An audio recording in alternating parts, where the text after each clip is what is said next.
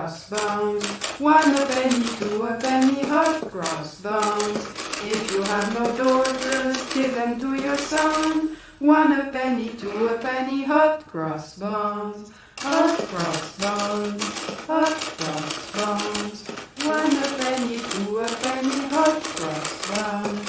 If you have no daughters, give them to your sons. 1 penny, 2 penny, hot crossbones. Hot crossbones, hot crossbones. 1 penny, 2 penny, hot crossbones. If you have no daughters, give them to your sons. 1 penny, 2 penny, hot crossbones. Hot crossbones, hot crossbones.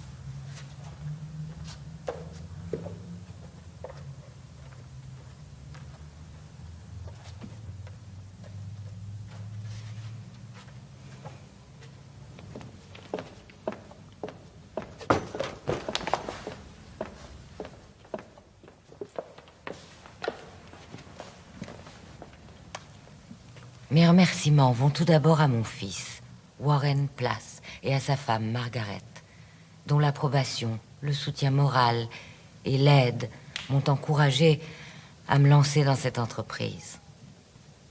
Ma profonde gratitude envers chaque membre de ma famille, loyale et compréhensive. Je suis profondément reconnaissante à Ted Hughes de m'avoir généreusement offert les droits de ce choix de lettres de Sylvia Plath. Je dédie ce livre à mes petits-enfants Frida et Nicolas, Jennifer et Susan. Il peut paraître extraordinaire qu'une personne morte à l'âge de 30 ans ait laissé derrière elle 696 lettres adressées à sa famille entre le début de ses années d'université en 1950 et sa mort au début de février 1963. Mais le téléphone de loin coûtait trop cher.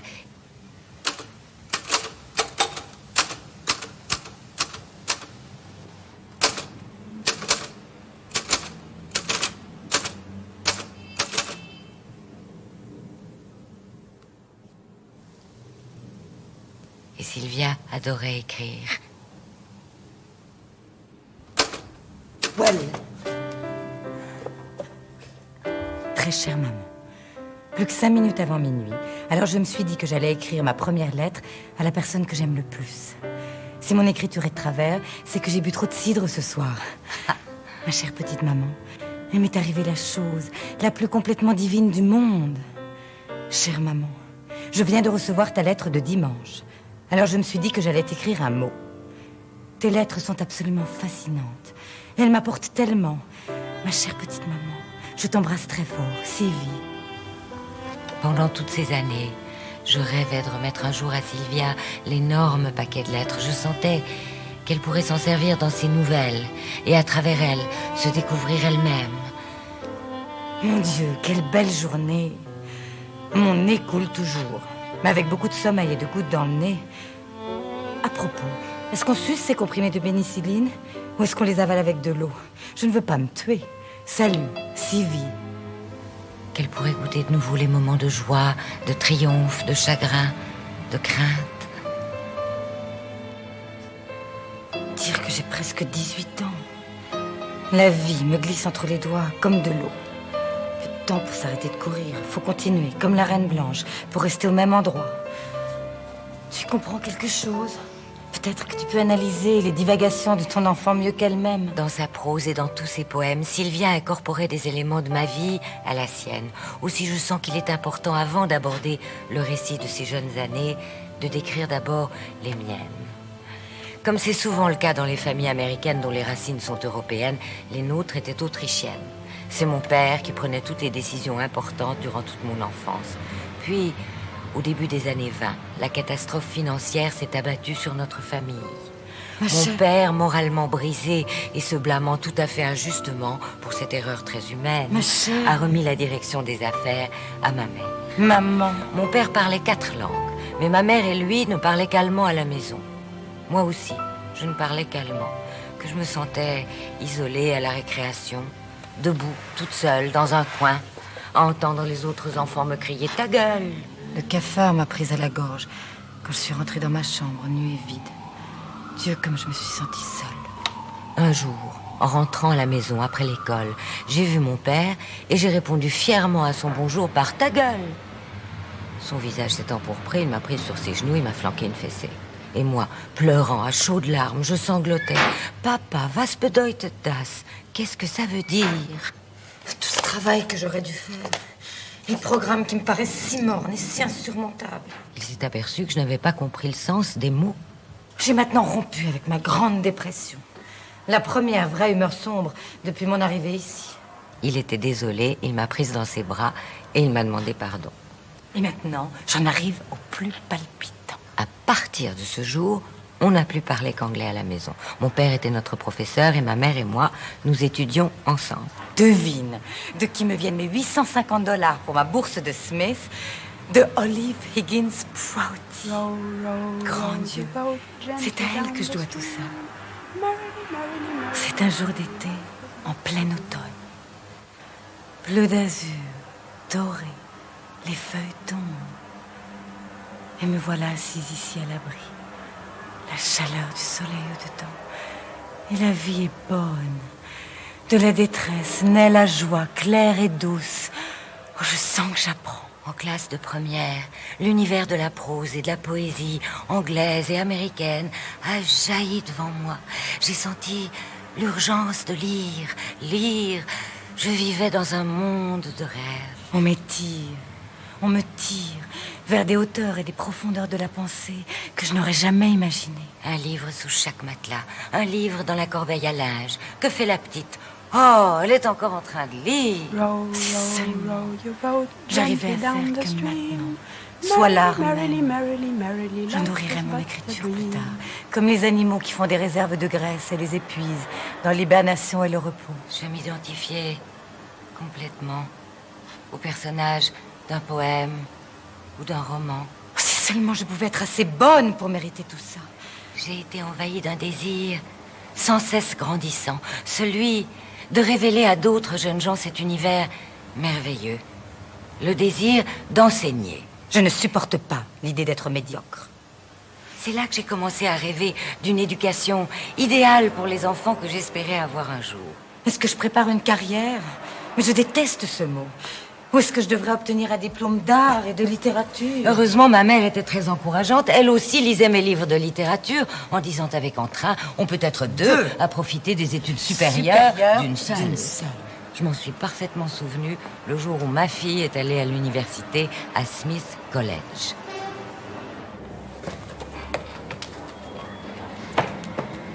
Tu écoutes la fille la plus occupée et la plus heureuse du monde.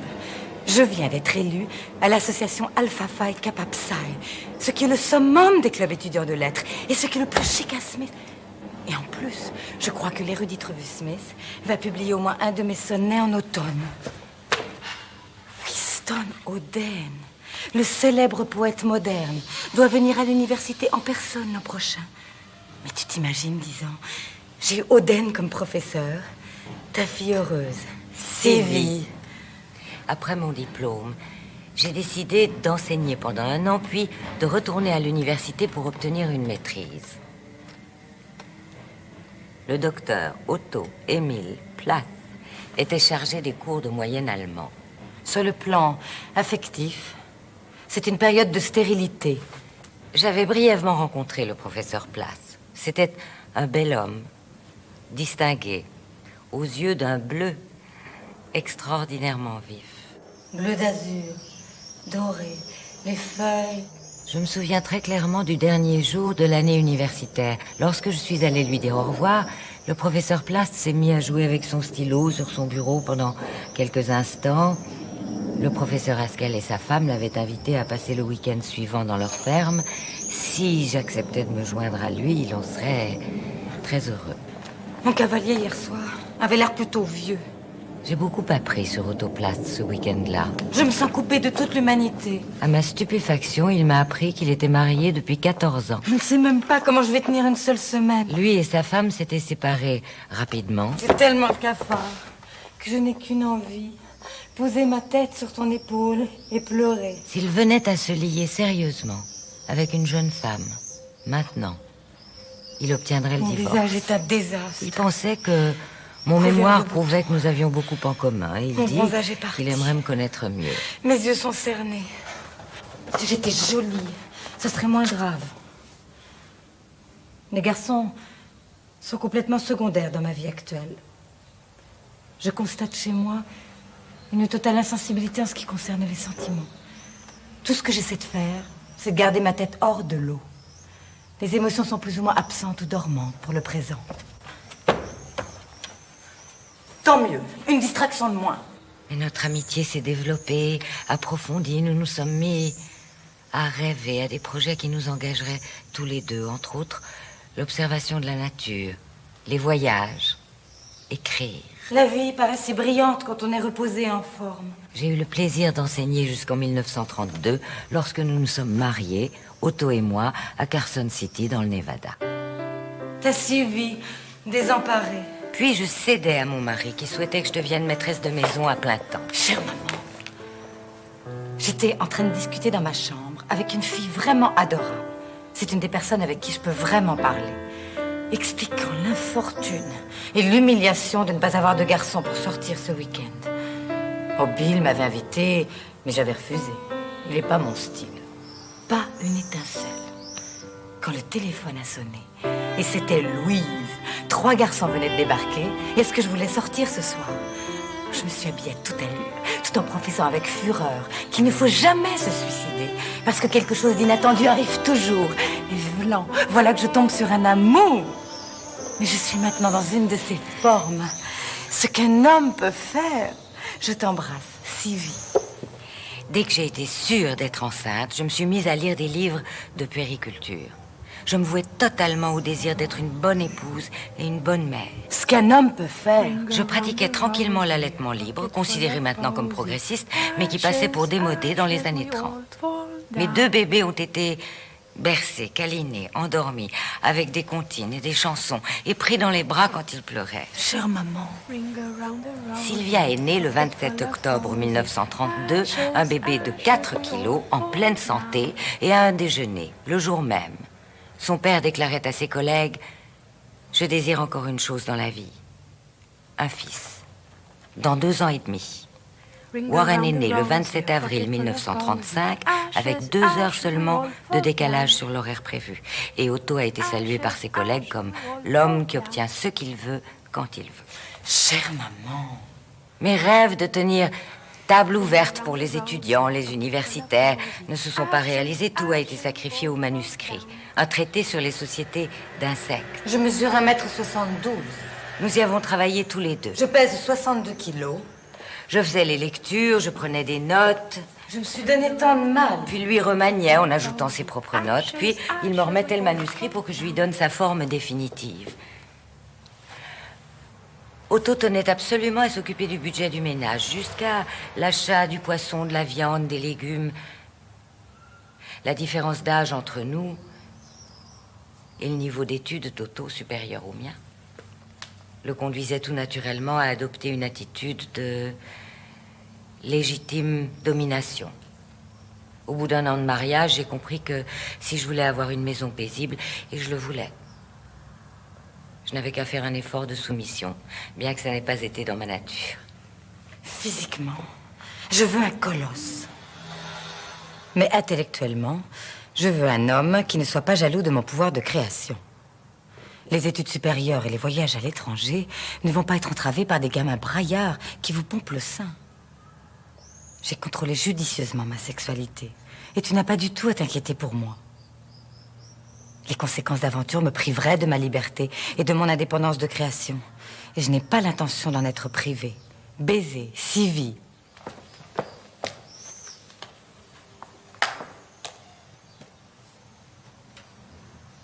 Otto a commencé à se replier sur lui-même l'année qui a suivi la naissance de Warren. Chère maman, je me fais beaucoup de soucis pour une amie. Il maigrissait, il était dans un état perpétuel de lassitude, facilement contrarié pour des riens. Hier, après le déjeuner, je l'ai fait monter dans ma chambre. D'abord, elle a pris un air très léger et évasif. Puis finalement, son visage s'est décomposé et elle a fondu en larmes. Il refusait catégoriquement de voir un médecin. Il disait qu'il avait diagnostiqué son propre cas et que jamais il ne se soumettrait à une opération. Il semble que depuis la Toussaint, elle n'arrive plus à travailler. Et elle ne réussit qu'à répéter « Jamais je n'y arriverai, jamais ». Elle manque beaucoup de sommeil, mais elle se réveille très tôt le matin, obsédée par le sentiment qu'elle doit travailler, même si elle ne peut qu'exécuter les gestes. J'ai fini par comprendre le diagnostic non formulé d'Otto. Ça m'a fait peur quand elle m'a dit qu'elle faisait des provisions de somnifères et de lames de rasoir. Cancer du poumon. Oh maman, tu ne peux pas savoir comme je me suis sentie incompétente. À partir de ce moment, je me demande si je vais pas envoyer un mot à ses parents pour leur dire un peu à quel point elle est fatiguée et a besoin de repos. ça crevait le cœur de voir un homme se détériorer physiquement et affectivement. Parce que sa mère continuait à lui répéter qu'elle était ridicule et qu'elle pouvait très bien y arriver. Le supplier d'accepter un conseil, un examen médical ne faisait que provoquer de violents accès de colère. Mais sa mère ne se rendait pas compte à quel point la pauvre était incapable de penser dans cet état. Un matin de la mi-août 1940, Otto a heurté son petit orteil contre le bas de son bureau. L'après-midi même, j'ai demandé à voir son pied. Les doigts étaient noirs et des traînées rouges remontaient jusqu'à la cheville. Cette fois-ci, il n'y a pas eu de protestation quand je me suis précipitée sur le téléphone pour appeler mon médecin. Diabète sucré. Cette déclaration m'est tombée dessus comme la foudre. C'était donc ça, sa maladie, pas un cancer du tout, mais une maladie qui, traitée à temps, pouvait se vivre, être contrôlée. À partir de ce jour, la vie a oscillé entre l'espoir et la terreur. Peut-être que ça ne me regarde pas, mais j'aime cette fille. Je me sens très incompétente et très responsable. Le premier jour de sortie de l'infirmière, Otto m'a conseillé d'aller prendre le soleil avec Sylvia. Nous avons couru ensemble, elle et moi, le long de la plage pendant environ une demi-heure. Incompétente. À mon retour, j'ai trouvé Otto écroulé dans l'escalier. Responsable. Tant bien que mal, j'ai moitié traîné, moitié porté jusqu'à son lit. C'était un mercredi. On ne pouvait pas joindre le médecin. J'ai fait à Otto sa piqûre d'insuline. Il était tellement épuisé. Au milieu de la nuit, il m'a appelé. Il était trempé de sueur. Il avait de la fièvre. Il était secoué de frissons de la tête aux pieds. Tout le reste de la nuit, je n'ai pas arrêté de changer ses draps, d'éponger son visage, de tenir ses mains tremblantes. Mes larmes coulaient. Je ne pensais qu'à une chose. Tout ça aurait pu ne pas arriver. Ça aurait pu ne pas arriver. Si toi, tu étais sa mère, elle n'aurait pas de problème. Le lendemain, le médecin est venu. Seule une amputation à la cuisse de la jambe et du pied gangréné pouvait sauver la vie d'Otto. En repartant, le médecin a murmuré « Comment un homme aussi brillant a-t-il pu être aussi stupide ?» Si toi, tu étais sa mère. Si toi, tu étais sa mère. Le 12 octobre, l'amputation a été effectuée. Le 5 novembre, quand je quittais Otto à l'hôpital, son état était grave. Quand je suis arrivée à la maison, le téléphone était en train de sonner, c'était le docteur. Une embolie s'était déclarée dans un poumon et avait provoqué la mort de mon mari pendant son sommeil. Si toi, tu étais sa mère, elle n'aurait pas de problème. J'ai attendu le lendemain pour le dire aux enfants. Quand Warren s'est réveillé, je lui ai dit le plus tranquillement possible que les souffrances de papa avaient pris fin. Il s'est assis, il m'a entouré de ses bras, il a dit « Oh maman, je suis content que toi tu sois jeune et en bonne santé. » Incompétente, responsable. Puis j'ai affronté le plus difficile, le dire à Sylvia. Elle était déjà en train de lire dans son lit. Elle m'a regardé sévèrement pendant quelques instants, puis elle a dit avec dureté « Je ne parlerai plus jamais à Dieu. » Je ne parlerai plus jamais à Dieu. Je lui ai dit que si elle voulait rester à la maison ce jour-là, elle n'avait pas besoin d'aller à l'école. Et de sous les couvertures qu'elle avait tirées sur son visage est venue sa voix étouffée. Je veux aller à l'école. One a penny, two a penny, hot cross buns. If you have no daughters, give them to your son. One a penny, two a penny, hot cross Je veux aller à buns. l'école. hot cross buns. En dépit de mes courageuses et intrépides déclarations d'autonomie, je me rends compte maintenant de l'importance que tu as pour moi, toi et Warren, et mes chers papis et mamies. Je suis contente qu'il pleuve si fort. C'est comme ça que je me sens à l'intérieur. Je t'aime tellement. En sortant de l'école, elle est venue à moi, les yeux rouges. Elle avait 9 ans. Elle m'a tendu un morceau de papier chiffonné. En script tremblotant se dressaient les mots « Je promets de ne jamais me remarier ». Je t'aime tellement. J'ai signé sur le champ. Quelle mère superlative tu as été pour moi. Baiser, baiser, baiser. Baiser, baiser, baiser. Mon mari n'avait pas de retraite. Il a fallu dépenser les $5000 de son assurance vie pour couvrir les frais médicaux et funéraires. Pendant l'été 1942, le doyen de l'université de Boston m'a invité à organiser un cours de méthode de secrétariat médical. Un petit salaire de $1800 par an.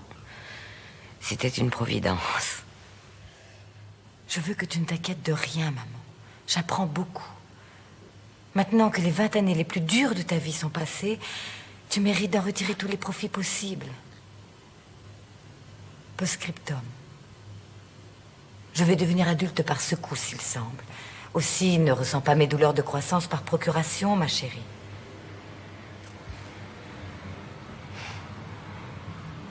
Toutes les filles de sa promotion à l'université ont été invitées au bal de présentation de Maureen Buckley. Chère maman, comment pourrais-je jamais te décrire le week-end unique de rêve époustouflant que je viens de passer. Samedi après-midi à 2h, une quinzaine de filles de Smith sont parties pour Sharon, dans le Connecticut. Marcia et moi, on s'est retrouvés dans une décapotable crème avec 3 autres filles et un garçon de Dartmouth. Tu te représentes, moi en bleu marine, Son tailleur boléro.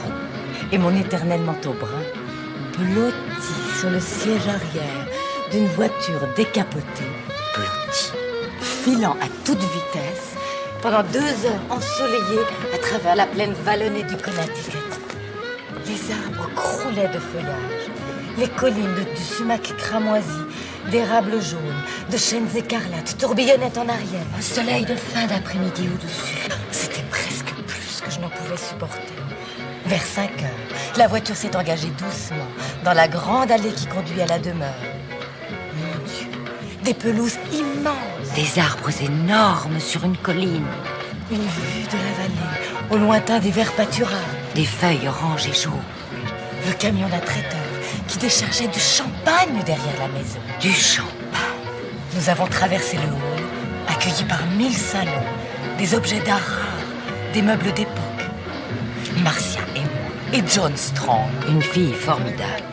on a tiré le meilleur lot. Un grand lit double et une salle de bain pour nous toutes seules. On s'est allongé sous un édredon immense pendant 1 heure vers la fin du jour, gris mauve, en faisant des conjectures sur l'excitante, La mystérieuse. l'imminente soirée.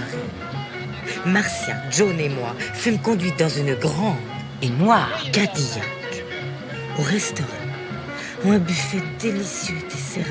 Après le dîner, Encore 1 heure de repos Scarlett O'Hara avant le bal. et puis on s'habille et on se retrouve en haut de l'escalier de pierre sous les blanches colonnes coloniales de la demeure des Buckley. Des jeunes filles en superbes robes de soirée, en gras près des marches, partout des bruissements de taffetas, de satin. De soie. J'ai regardé Marcia. On s'est fait un clin d'œil. Et nous avons traversé le patio haut de 2 étages. Le fait des ormes à peine visible à travers le toit en verrière. Tu te rappelles le patio de Mrs. Jack? Le même. Des vignes suspendues au balcon. Le jeu des fontaines. Des ballons, des lanternes japonaises, des tables recouvertes de nappes blanches, une estrade d'orchestre aménagée en piste de danse. Je suis restée bouche bée. Étourdie. J'avais tellement envie de te montrer tout ça, toi. Si tu m'avais vu, j'étais... Éblouissant. Même des filles de millionnaires m'ont fait des compliments sur ma robe. Je me suis mise à regretter de ne pas avoir amené de cavalier. me demandant si je pourrais rivaliser avec toutes ces grandes et ravissantes filles. Et je peux te dire qu'à la fin de la soirée, j'étais plutôt contente de ne pas en avoir amené. Tous les étudiants de dernière année à Yale étaient là, y compris le frère de Maureen. 10 enfants dans cette famille catholique, tous brillants et plusieurs écrivains. Un grand étudiant de première année, charmant et au nez crochu, qui s'appelle Eric, m'a invité à danser. Comme par hasard, on était tous les deux amoureux de littérature. Retour à la piste avec Carl, L'étudiant au philo, qui m'a invité pour le week-end du match Cornell contre Yale, mais j'ai refusé. poliment, Puis un petit foxtrot avec le rédacteur du Yale News, mais aucune possibilité de ce côté. et voilà que tout à coup, Superbe jeune homme, aux cheveux noirs, m'a invité en souriant. Votre nom, je demandais. Constantin. Oh, c'était un danseur fantastique. Et il tourbillonnait tellement que je ne voyais plus qu'un grand carrousel de lumière de toutes les couleurs. Il s'est avéré que son père était général dans les montagnes du Caucase. J'ai dansé des pas que je n'aurais jamais même imaginé. Et mes pieds littéralement s'envolaient. Un grand jeune homme qui déclara s'appeler Platon a fait une chose vraiment adorable. En pleine danse, il m'a dit « Il y a un tableau que je veux vous montrer. » Nous avons donc traversé, le frais vu, patio, et nous sommes entrés dans un des nombreux salons.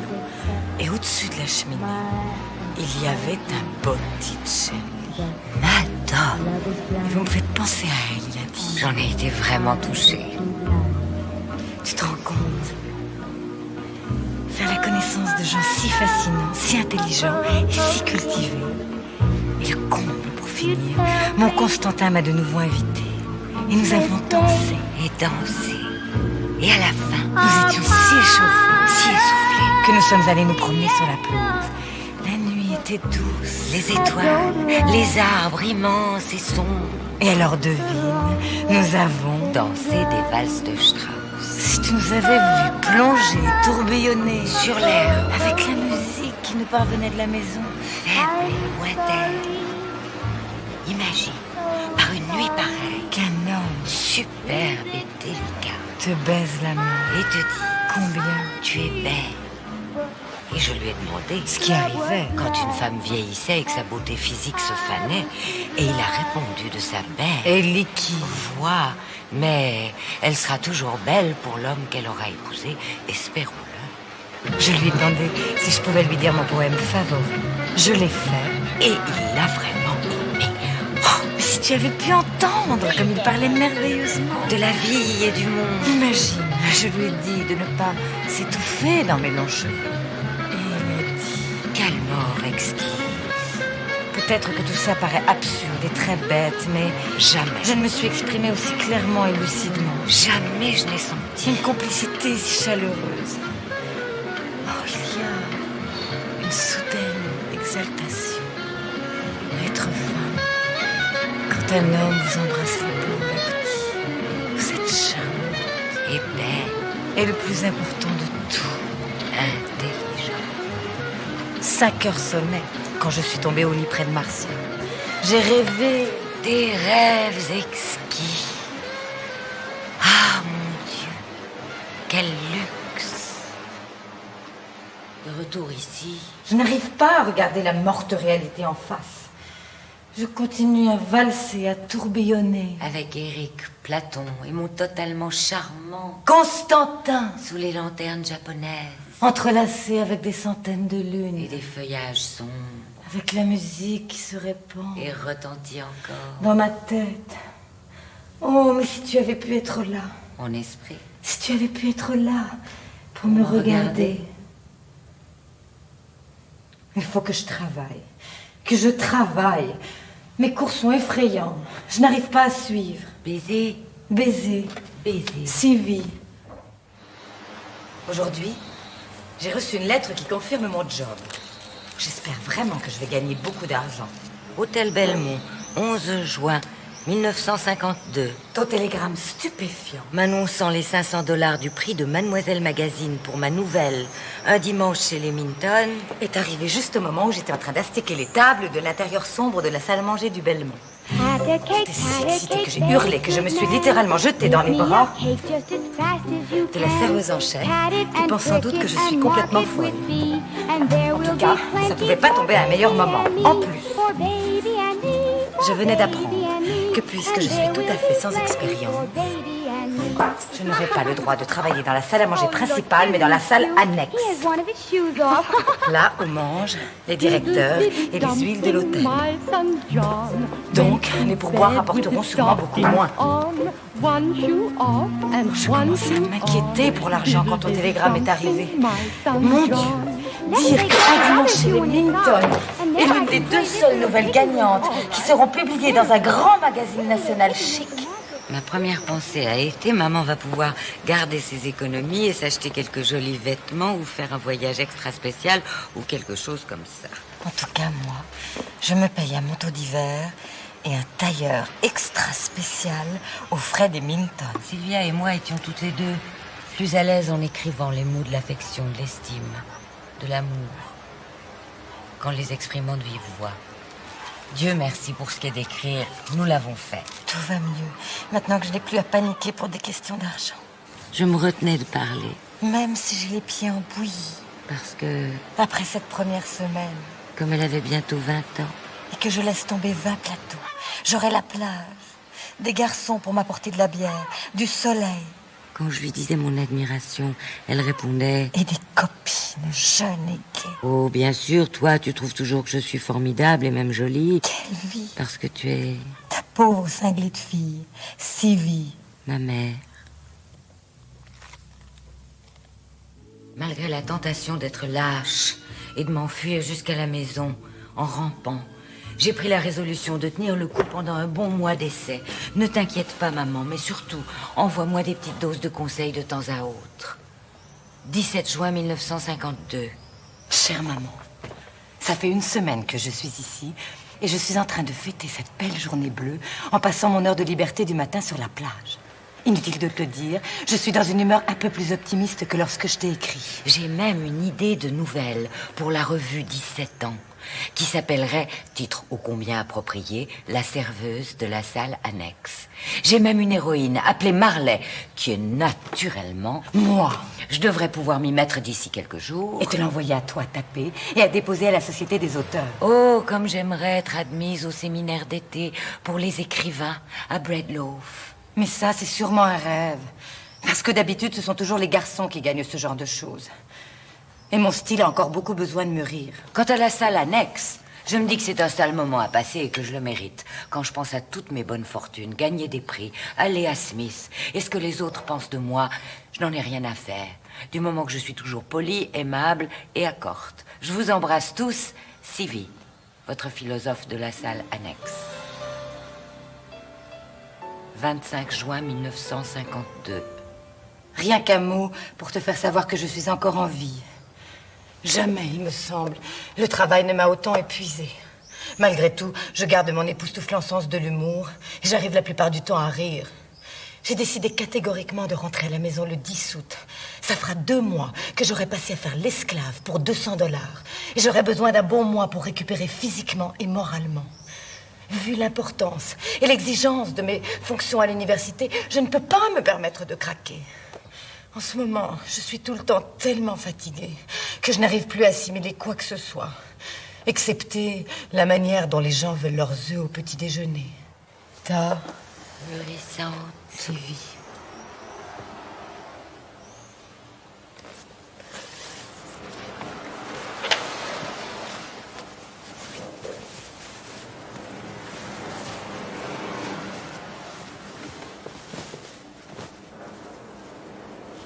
Prends ton courage à 2 mains. Retiens ton souffle. Oh, comme j'aimerais rentrer, me reposer quelques jours à la maison. Je le regrette, mais il faut que je le reconnaisse. Je suis dans un état de tension mentale et émotionnelle avancée. C'est mon attitude face à la vie qui est le nœud de la question. Et c'est mon cours de science qui en est la cause. J'ai failli envisager le suicide pour m'en sortir. C'est comme si on me mettait le nez dans ma propre morve. On dirait que je m'épuise à tourner en rond, sans but, en perte de vitesse, paralysée, redoutant chaque jour de cette nouvelle année qui approche, au lieu de m'en réjouir. J'en suis à la panique totale. Les décisions minuscules semblent des obstacles insurmontables. Le cœur de la vie s'est disloqué. Je me demande pourquoi. Ça affecte tout dans ma vie. Je suis en retard dans mon travail sur Chaucer. Et pour ce qui est d'écrire, c'est la stérilité. Toutes les autres sont à l'étranger ou sont tombées amoureuses de leur cours. Il faut que je fuis tout cela. Sinon je deviendrai folle. Je le sens. Je n'essaye même plus d'y comprendre quelque chose. C'est ça le pire. Ça ne se rattache à rien dans ma vie. Je me suis demandé désespérément si je ne devais pas aller voir la psychiatre du campus. Essayez de lui dire ce que je ressens à ce sujet. À quel point c'est devenu une obsession dans ma vie. Toute mon activité dans les autres domaines en est paralysée. La vie semble être une fraude. Je ne peux pas continuer comme ça. Encore heureux que je n'ai pas encore attrapé de sinusite. Ce sera encore une autre forme de fuite. Quand on a envie de quitter l'université ou de se tuer à cause d'un seul cours, chaque jour ça s'entasse un peu plus. Je déteste les formules. Je me fous des valences. Des atomes, des molécules artificielles. Je laisse ça gâcher ma vie entière. J'ai vraiment peur d'aller en parler à la psychiatre. Parce qu'on me dirait peut-être de laisser tomber mes autres activités et de passer la moitié de mon temps à m'enfoncer des relations et des formules mathématiques minables dans la tête, alors que profondément je ne veux pas les apprendre. Être là et gaspiller toute une année de ma vie. Obsédée par ce cours, paralysée par lui. Oh maman, de toute façon, la vie est si noire, tout est si vide de sens. Comment persuader la direction? Comment convaincre la psychiatre? J'en perds la raison. Tout le monde est heureux ici. Et moi, je suis obsédée par ça, depuis mon premier jour ici. Comme je me sens creuse, je me replie sur moi-même. Aucune cure de repos à l'infirmerie ne guérira la maladie qui est en moi. Ta fille creuse t'embrasse. Sylvie. Chère maman, eh bien, le monde fonctionne d'une façon merveilleuse et miraculeuse. On sombre jusqu'au fond. On croit que chaque tuile qui vous tombe dessus sera celle qui vous achève. Puis, on se casse une jambe et le monde vous tombe dans le creux de la main comme une pomme délicieuse. Si un hiver de neige atroce, plus l'adolescence, plus une jambe cassée, c'est le paradis, que sera le jeune et vert printemps? Comment supporter toute cette joie? Je t'embrasse à la folie. Ta Sylvie, à toi.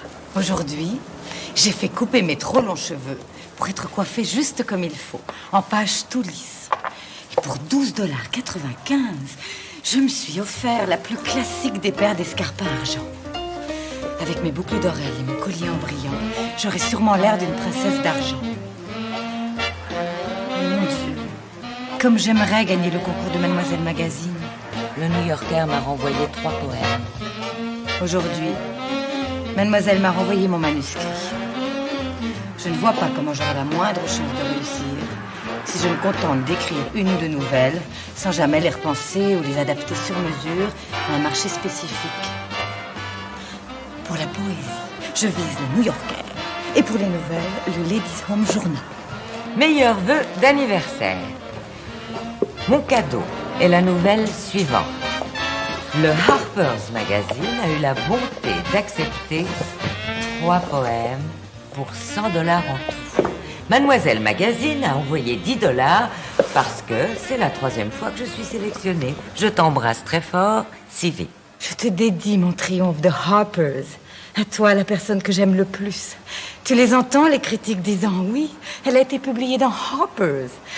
Quand je serai riche et célèbre, je t'engagerai comme secrétaire particulière et babysitter. Je te paierai un salaire scandaleusement élevé. Et chaque mois, je t'emmènerai faire des virées sur mon yacht personnel rose choqué. Lettre écrite à Warren, aux environs du 12 mai 1953. Cher Warren, tu sais aussi bien que moi que maman se tuerait littéralement si nous acceptions tranquillement tout ce qu'elle veut faire pour nous. C'est quelqu'un d'anormalement altruiste. Et je me rends compte depuis peu qu'il faut que nous luttions contre son esprit de sacrifice comme contre une maladie mortelle. J'ai l'ambition de gagner assez pour qu'elle n'ait plus à travailler pendant l'été à l'avenir. Après avoir pompé son sang et son dévouement pendant 20 ans, nous devrions nous mettre à lui payer des gros dividendes en joie. Vraiment, on se la coule douce. La nourriture, les vêtements, les meilleures écoles du pays. Nous avons le premier choix en tout. Et toutes les récompenses. saute pas, en fichant tout ça en l'air, avant que nous n'ayons eu le temps de vivre nos bonnes vies dures jusqu'à la moelle. Télégramme à Sylvia, de Mademoiselle Magazine. Heureux de vous annoncer que vous êtes gagnante du grand concours Mademoiselle Magazine 1953. Vous êtes rédactrice invitée. Vous devez être disponible du 1er au 26 juin inclus. Veuillez télégraphier à nos frais. Chère génitrice, j'ai déjà envoyé le nom de 4 écrivains interviewés. J.D. Salinger, Shirley Jackson qui a écrit La Loterie, E.B. White révélé par le New Yorker et Erwin Shaw. Oh, j'espère que de ces sommités consentira. Les 3 jours passés à la maison entre les derniers examens de Smith et son départ pour New York ont débordé d'une activité déchaînée. À savoir New York, 4 juin 1953. Un nombre si incroyable de choses est arrivé si vite. De ma fenêtre, les rues, les jardins, le grondement du métro aérien de la 3e avenue, l'Orenu, avec un aperçu de l'East River. Et la nuit à mon bureau, le réseau de lumière, le bruit des klaxons, comme la plus douce des musiques. Mais j'adore ça. Aspirée au 6e étage, j'ai passé la matinée à remplir des formulaires interminables avec les autres rédactrices. Puis discussion avec la rédactrice de la fiction, celle des emplois et carrières et la géniale directrice.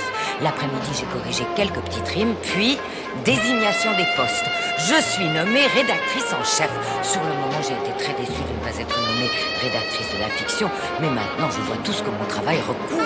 J'adore ça. Le programme des événements comprend des tournées de maisons de couture, par exemple, les chapeaux de John Fredericks, des visites de l'ONU, du Herald Tribune, des avant-premières de films, les ballets du City Center, un show télévisé, un bal au Saint-Régis, baiser Cyril. Parfois, je me demande qui est moi. Je suis tour à tour très extatique, complètement déprimée, choquée, transportée, édifiée, à bout de nerfs. Je veux rentrer à la maison ce week-end et végéter en paix avec les gens que j'aime autour de moi pour changer. Je ne peux pas parler de tout ce qui s'est passé cette semaine. Je suis trop lasse, trop abasourdie.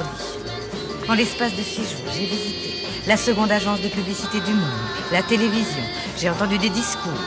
J'ai attrapé une intoxication alimentaire provoquée par le crabe que nous a servi l'agence de publicité dans sa cuisine modèle de test alimentaire ultra hygiénique. Et j'ai voulu en mourir très fort pendant une journée. J'ai passé une soirée à Greenwich Village avec l'homme le plus brillant, le plus merveilleux, qui, chose tragique, est de plusieurs centimètres plus petit que moi. J'ai passé une soirée à voir Des hommes difformes et aux bras raccourcis s'enrouler comme des serpents roses et invertébrés autour d'une sébile. Et titubé à travers le wagon en me disant que la seule différence entre cet endroit et le zoo de Central Park, c'est qu'au moins au zoo il y a des barreaux aux fenêtres. C'est vraiment incroyable de penser à tout ça en même temps. J'ai l'esprit écartelé. Je t'aime 1 million de fois plus que tous ces publicistes rusés et gominés, ces porcs bourrés de fric qui passent leur temps à s'essouler avec l'accent étranger. Mais sérieusement, je suis plus que ravie d'avoir passé un mois ici. Seulement, je m'aperçois combien je suis jeune et sans expérience dans les affaires du monde. Ta New-Yorkaise épuisée, extatique, élégiaque, si vite.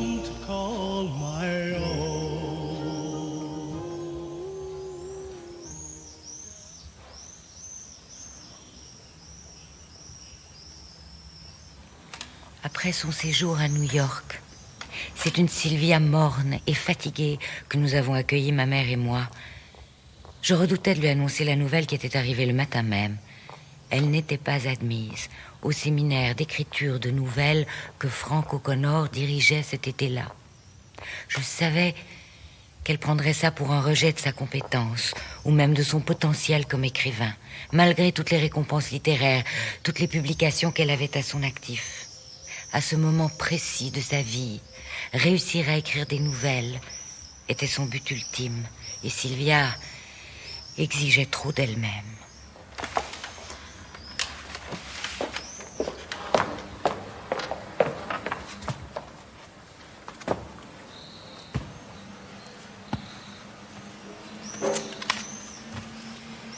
À propos, le séminaire de Frank O'Connor est complet. Il faudra que tu attendes l'été prochain pour te réinscrire. Quand je lui ai dit ça, le visage de Sylvia dans le rétroviseur est devenu blanc et comme traversé par un choc. et un désespoir absolu. J'en ai été alarmée. Belknap House, hôpital McLean, Belmont, Massachusetts, 26 décembre 1953. Cher X, je ne sais pas jusqu'où la nouvelle de mon petit scandale de cet été a circulé dans les journaux, mais j'ai reçu des lettres des États-Unis entiers, d'amis, de connaissances, de parfaits inconnus et de frappés de la religion. J'ignore si tu as lu quelque chose sur mon escapade, ou si tu sais quelle est ma situation actuelle. Quoi qu'il en soit, je suis prête à te donner un bref résumé des détails. À partir de ce moment, j'ai été consciente d'un grand changement en elle. Toute sa joie de vivre habituelle avait disparu. Ma mère essayait de me rassurer en me disant que c'était sans doute momentané, dû aux tensions de l'année. Pendant tout un mois de juin frénétique, j'ai travaillé. Comme elle n'avait pas eu le moindre répit, nous lui avons conseillé de simplement se laisser aller, se détendre. Climatisé de Mademoiselle Magazine. Nous préparions des contribué à la préparation. Nous partions en voiture pour les plages du Massachusetts et du New Hampshire. À la maison, elle prenait des bains de soleil, un livre à la main, toujours. Pour lesquels on m'avait offert une bourse partielle. Puis, il a commencé à se passer des choses. Au bout de quelques jours passés de cette façon, elle s'est mise enfin à petit pris conscience, déversant un flot interminable d'autocritique, d'autodénigrement. Elle n'avait pas de but dans la vie, disait-elle, comme elle n'arrivait plus à comprendre ce qu'elle lisait, et encore moins à écrire ce qu'elle allait faire de sa vie. Elle avait blessé ses amis, déçu ses bienfaiteurs, elle n'en finissait pas. J'avais complètement caché mon adolescence. Son autodénigrement allait jusqu'à se reprocher une des deux nouvelles gagnantes du prix de Mademoiselle Magazine. Elle avait l'impression d'avoir manqué de bienveillance envers une amie. Personne ne disant rien d'autre que les blagues du New-Yorkais, et n'écrivant rien d'autre que des rimes frivoles, tout en m'efforçant de communier avec Winston Oden. J'avais décidé allègrement que j'allais écrire une thèse sur James Joyce, alors que je n'avais même pas lu une seule fois Ulysse sérieusement d'un bout à l'autre. Que j'allais passer mes certificats de licence, alors que je ne connaissais même pas les œuvres les plus courantes, mon Dieu, mais de Shakespeare.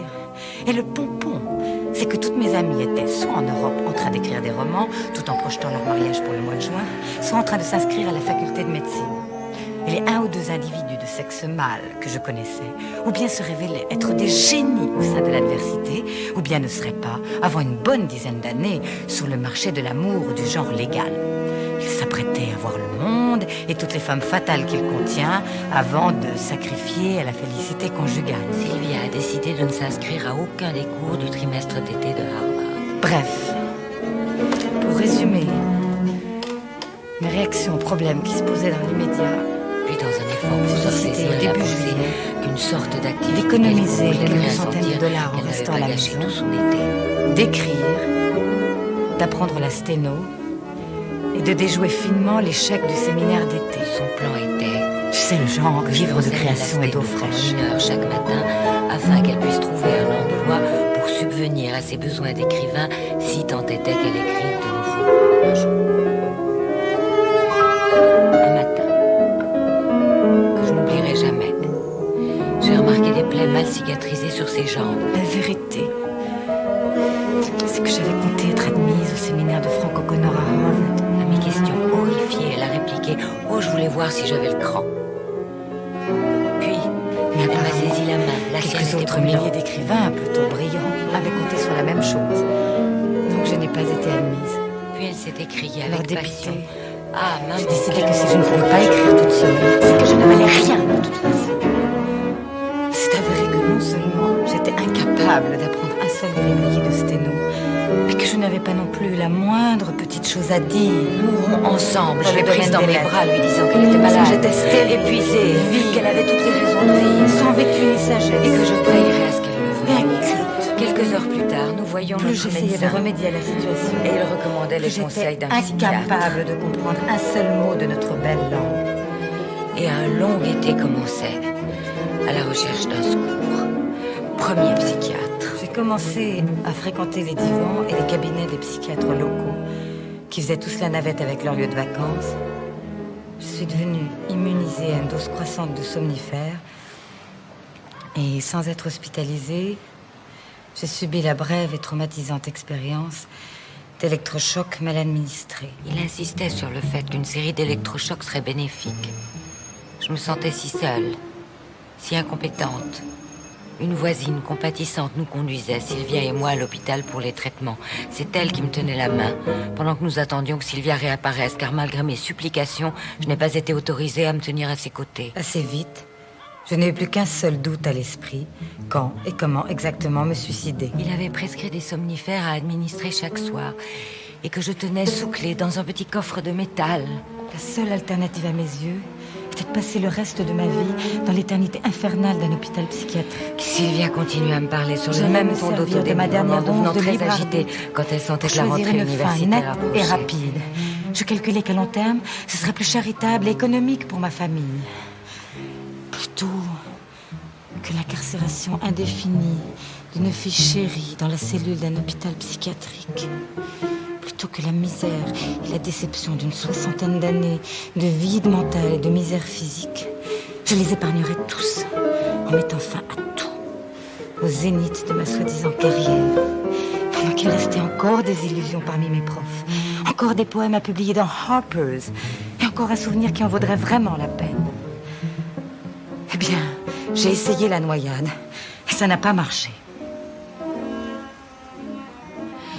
Le 24 août, par une chaleur torride, nous avons été invités par une amie à voir un film sur le couronnement d'Élisabeth II.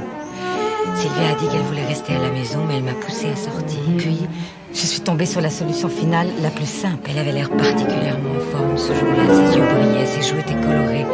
Pourtant, je la quittais avec un sentiment de malaise. Je sentais que son exubérance était forcée. J'ai attendu que ma mère soit partie en ville. J'ai eu du mal à me concentrer. Mon frère était parti travailler. Sur la cérémonie dans le jardin. lente et archaïque qui J'ai déroulait cassé sur la l'écran. cérémonie Tout à coup, j'ai été prise d'une terreur telle que je n'en avais jamais éprouvé de ma vie. Je ruisselais de sueur froide. Je voulais quitter mon siège, me précipiter hors du cinéma, mais je me forçais à rester calme jusqu'à la fin. Puis je suppliais mon ami que je ne serais pas de retour avant un jour ou deux. Posé devant un vase de fleurs, sur la table de la salle à manger, J'en ai avalé des quantités. était un mot de Sylvia. Et j'ai succombé à l'obscurité tournoyante Je suis partie pour une longue promenade. que j'ai pris sincèrement pour être l'oubli éternel. Je rentre demain. Et le cauchemar des cauchemars avait commencé. Ma mère a cru à mes La lettres. nouvelle de la disparition de Sylvia, que j'ai téléphoné à la police, a été diffusée à la radio. Puis je me suis aperçue que la serrure de mon petit coffre Mamie de disait métal qu'il y avait avait été souvent forcée marché. et que le flacon de Le somnifère avait troisième disparu. jour, alors qu'elle commençait à perdre tout espoir, elle a découvert que les somnifères avaient disparu. À midi, le troisième jour, Mon frère a finalement entendu mes faibles cris. il a bondi de table.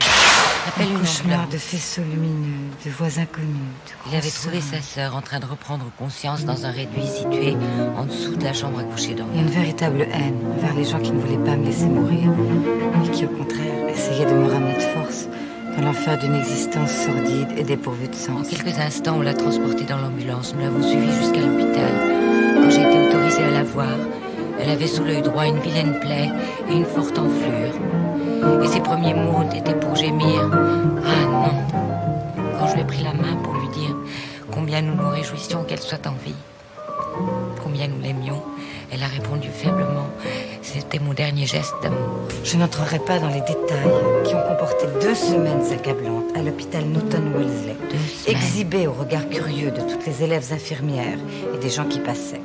Et 2 semaines dans le service psychiatrique de l'hôpital du Massachusetts, où une énorme blessure ouverte sur ma joue se cicatrisa petit à petit, laissant l'œil miraculeusement intact, Petit à petit. au-dessus d'une large et vilaine cicatrice brune. Dès que la nouvelle de notre découverte de Sylvia a été rendue publique, j'ai reçu un télégramme de Mrs. Prouty. Qu'il suffise de dire que par des manœuvres du style marraine fée, ma bienfaitrice de la bourse Smith m'a fait entrer dans le meilleur hôpital psychiatrique des États-Unis, où j'avais ma charmante chambre personnelle et mon charmant psychiatre personnel. Je ne croyais pas que l'amélioration fût possible. Mais il semble qu'elle l'est. Pendant toute sa maladie, un des profonds soucis de Sylvia avait été qu'elle ne s'était pas montrée digne de la bourse qu'on lui avait accordée. J'ai émergé du traitement par insuline et par électrochoc. Porc. En découvrant, entre autres choses, que je suis capable de rire si une occasion me motive. Et chose curieuse, ça arrive quelquefois. Et de prendre du plaisir à des couchers de soleil, à des promenades à pied sur le terrain de golf ou en voiture à travers la campagne. Il me manque toujours l'amour que j'avais pour la solitude et la lecture et la capacité d'en jouir. Plus que de toute autre chose, j'ai besoin en ce moment de ce qui est bien sûr le plus impossible. Quelqu'un qui m'aime et qui soit avec moi la nuit, quand je me réveille en tremblant d'horreur, terrorisée par les tunnels en ciment qui conduisent à la salle d'électrochoc. Quelqu'un qui me réconforte avec une assurance que jamais aucun psychiatre n'arrive vraiment à communiquer. Mais le pire, j'espère, est passé. Chère Mrs. Plath, c'est une bonne nouvelle d'apprendre que votre généraliste n'a trouvé aucune trace de psychose. Une névrose peut se prolonger très longtemps et exige d'être traitée avec encore plus de prudence. Naturellement, Sylvia ne veut voir personne maintenant. Je peux recevoir des visiteurs maintenant. Faire des promenades à pied surveillées dans le parc. J'espère avoir l'autorisation de parc à la fin de la semaine. Il faudra un certain temps, dites-vous, pour que la blessure qu'elle a au visage guérisse. Pauvre enfant, je suis navrée. Vous avez traversé une période atroce. Et je sais bien que vous êtes encore terriblement angoissée par toutes les décisions à prendre et aussi par la souffrance de Sylvia. La liberté de me promener seule dans le parc. Et de fréquenter la cafétéria et la bibliothèque. Je voudrais pouvoir contribuer à soulager votre angoisse au sujet de l'avenir de Sylvia. Et la salle de thérapeutique occupationnelle. Mais j'ai bon espoir qu'elle ne sera défigurée par aucune cicatrice, ni au corps, ni à l'âme. Sincèrement, Olive Prouty. J'aspire à être à l'extérieur, dans les grands espaces découverts du monde très réel, très confus, très dangereux, mais que j'aime en dépit de tout. Bien à toi, Syl. Fox, du hast die Gans gestohlen, gib sie wieder her, gib sie wieder her. Oder wird der Jäger kommen mit ein Schießgewehr, mit ein Schießgewehr.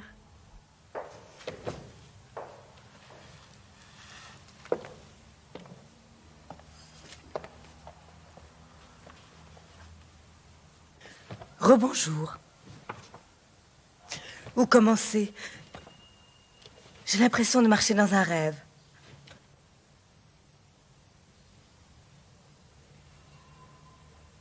Sylvia est retournée à Smith au second trimestre en s'inscrivant seulement à 3 cours.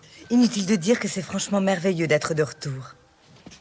Elle n'avait pas de bourse cette fois-ci, j'avais liquidé une police d'assurance pour couvrir ses frais. Je voulais qu'elle se sente libre. Pendant les quelques premiers mois, nous nous sommes beaucoup téléphonés, plus pour ma tranquillité d'esprit que pour la sienne. Je suis vraiment contente de ma thèse sur Dostoïevski. Et aussi de partager ma chambre avec Nancy, qui est maintenant mon amie la plus chère. Je bavarde encore une fois par semaine avec le docteur Booth, la psychiatre de l'université. Des conversations amicales la plupart du temps. Je sens véritablement que je suis extrêmement bien adaptée, constamment heureuse, d'une manière stable, sans ricochet de bas en haut, bien que j'atteigne effectivement les hauteurs de temps en temps. Je t'embrasse, Sylvie. Oder wird der Jäger kommen mit ein Schießgewehr, mit ein Schießgewehr. Sylvia a été très bien accueillie à son retour à l'université par ses camarades et ses professeurs. On lui a témoigné de la compréhension et toute la gentillesse possible. Elle s'est remise à sortir avec des garçons, ce qui l'a aidée à reprendre de l'assurance.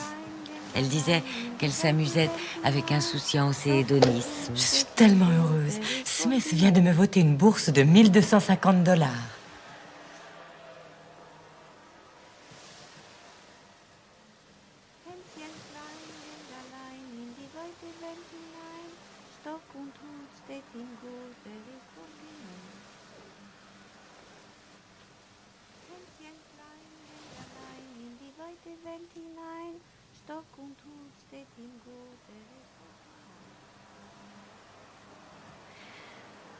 Elle me faisait penser à ces plantes des profondeurs marines, dont les racines s'agrippent fermement au roc.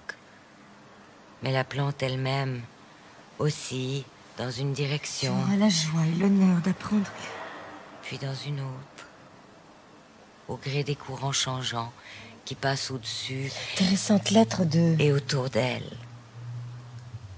C'était comme si elle absorbait chaque nouvelle personnalité. Donc à samedi. qu'elle rencontrait et la revêtait pour la rejeter ensuite. Demain, Je me disais tout le je temps, crois véritablement que ce n'est qu'une étape, j'aime. ça passera. Je sens. Sa mémoire s'emparait des discordes et s'y accrochait. Elle semblait avoir perdu le souvenir des joies partagées dans son enfance. Les gestes de gentillesse et d'affection étaient perçus avec cynisme et analysés pour y trouver des mobiles cachés.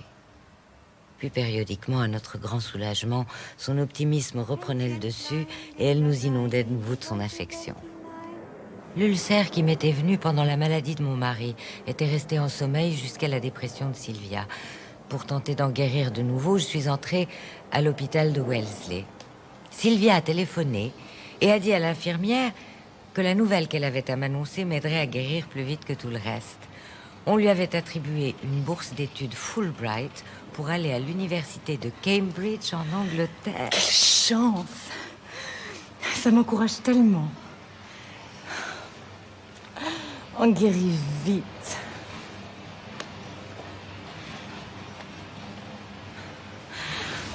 Je t'embrasse très fort, si vite. 25 septembre 1955.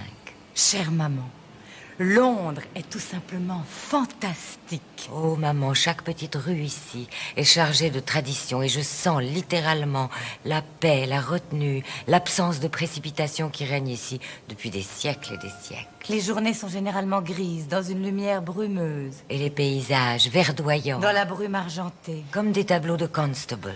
Si seulement tu savais comme c'est dur d'avoir tant de force et d'amour à donner et de ne pas avoir encore rencontré un seul homme avec qui j'ai vraiment envie de me marier.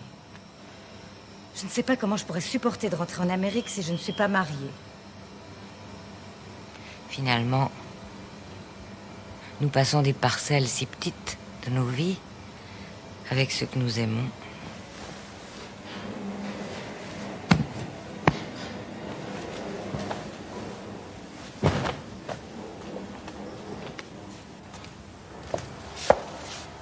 À propos, j'ai rencontré, à la folle soirée de la semaine dernière, un poète brillant. Je ne le reverrai probablement jamais, mais j'ai écrit ensuite sur lui mon meilleur poème. Le seul homme que j'ai rencontré, qui soit assez fort pour que je sois son égal, c'est la vie. L'homme, c'était Ted Hughes. Oh, maman, si tu savais comme je me forge une âme. Et le plus terrible, c'est que je suis tombée affreusement amoureuse, ce qui ne peut conduire qu'à une grande douleur. L'homme le plus fort de la Terre, ancien de Cambridge, brillant poète, dont j'adorais les œuvres avant même de le connaître. Un immense Adam, sain et costaud, moitié français, moitié irlandais. Une voix de tonnerre de Dieu. C'est un chanteur, un conteur, c'est un lion. Un baladin universel, un vagabond qui ne s'arrête jamais. Si tu pouvais le voir, l'entendre. Il a une force et une grandeur. Plus il écrit des poèmes, plus il écrit des poèmes. Et moi, j'écris des poèmes. Ils sont meilleurs et plus forts que tous ceux que j'ai jamais écrits. Je suis pleine de poèmes. Je suis possédée par une joie qui tourbillonne de mots. Jamais je n'ai été aussi exaltée. Je fais cuire des truites sur mon réchaud à gaz et nous mangeons bien. Nous buvons du sherry dans le jardin et nous nous ébattons parmi les mots. Il me dit des contes de fées et des rêves merveilleux en couleur à propos de certains renards roux. Ah, mon Dieu, C'est le paradis ici. Les gens irradient. le paradis. Il faut que je te montre tout ça. Je t'embrasse très fort. Ta fille qui chante, Sylvie. À l'occasion, pourrais-tu m'envoyer mon cuisine pour tous? Mais il faut que tu viennes en Angleterre. Toi aussi, tu mérites d'être près de ceux que tu aimes et qui peuvent te donner des forces. Je t'attends. Il faut que ce voyage soit pour le bien-être de ton esprit à toi et pour ton propre épanouissement. À ma surprise totale, 3 jours après avoir débarqué à Southampton, je me trouvais être le seul membre de la famille présent au mariage secret de Sylvia et de Ted. De Paris, j'ai assisté à leur départ pour une lune de miel d'écrivains sans le sou en Espagne. Pour la première fois de ma vie, maman, je suis en paix. Pour la première fois, je suis libre. C'est comme si toute ma vie, toutes mes souffrances et mon travail n'avaient existé que pour ça. Je vois en lui la voix et la puissance qui réveilleront le monde.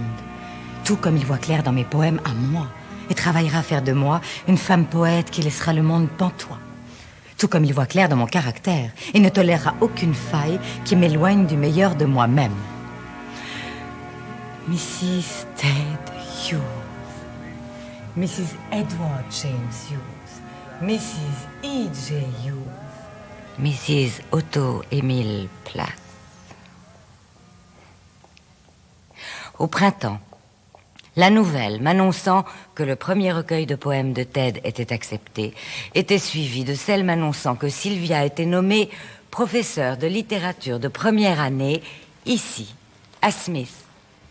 Cher Warren, mon idéal, être un bon professeur, écrire un livre en plus, être une bonne cuisinière, maîtresse de maison et épouse distrayante. Eh bien, cet idéal est en train de s'évaporer rapidement. C'est pas une vie pour un écrivain. Toute mon énergie passe à trimer sur 66 copies sur Hawthorne chaque semaine, devant une classe difficile de garces archi-gâtés. Si seulement je savais leur enseigner comment on écrit un poème, ou un roman, une nouvelle, j'aurais au moins cette joie-là. Mais j'invente au fur et à mesure, en faisant des essais et des erreurs, et surtout des erreurs. C'est plus facile pour les hommes, je crois. C'est Ted qui me sauve, littéralement. Il est désolé que je sois empêtrée là-dedans. Et il veut que je me mette à écrire à partir de juin prochain. Je rêve d'écrire à nouveau pour mon propre compte. Quand je décris l'emploi de la métaphore chez Henry James, je meurs d'envie d'être à mes propres métaphores. J'ai envie d'envoyer promener mes livres et d'écrire mes mauvais poèmes à moi et mes méchantes nouvelles à moi. Je n'aime pas discourir sur T.H. Lawrence. J'aime le lire égoïstement parce qu'il influence ma propre vie et ma propre écriture. Ted et moi, on fait fiévreusement des projets. On espère louer un petit appartement sur le côté pauvre de Beacon Hill que nous adorons. Trouver des petits boulots pour les sous, le pain et l'expérience. Et surtout écrire pendant une année entière. Très peu de gens peuvent comprendre ça. Ah, il y a, particulièrement pour les Américains, quelque chose de suspect chez des gens qui n'ont pas de plan de carrière sur 10 ans, ou du moins un emploi stable.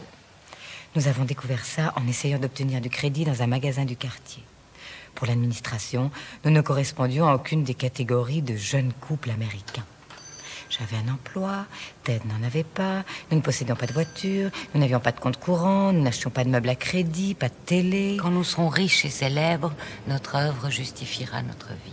Mais Dieu nourrit aussi les corbeaux. Oh, Warren, j'espère que toi, tu comprends ça mieux que maman. Au printemps 1959, les deux écrivains avaient publié quelques poèmes. Ted avait une bourse Guggenheim et il projetait maintenant d'avoir un enfant, que Ted souhaitait voir naître en Angleterre.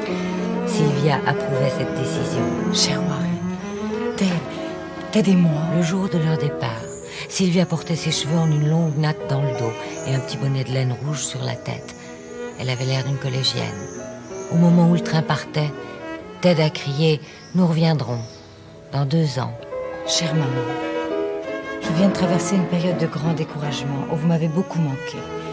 Mais une fois que nous aurons pris pied à Londres, la vie deviendra bien meilleure. Merveilleuse nouvelle pour Ted par télégramme. Le prix Somerset Maugham, plus de $2000 à dépenser dans le but d'élargir ses horizons. Nous envisageons les îles grecques pour l'hiver et faisons toutes sortes de projets élégants et baignés de soleil.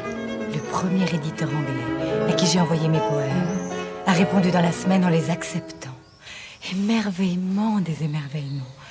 Le Colosse et autres poèmes par Sylvia Plath. Pour Ted. J'ai revu le docteur ce matin. Il m'a fait écouter les battements du cœur du bébé. Quelle émotion! Je suis à la recherche d'un service de couche à Londres. Nous t'embrassons tous les deux.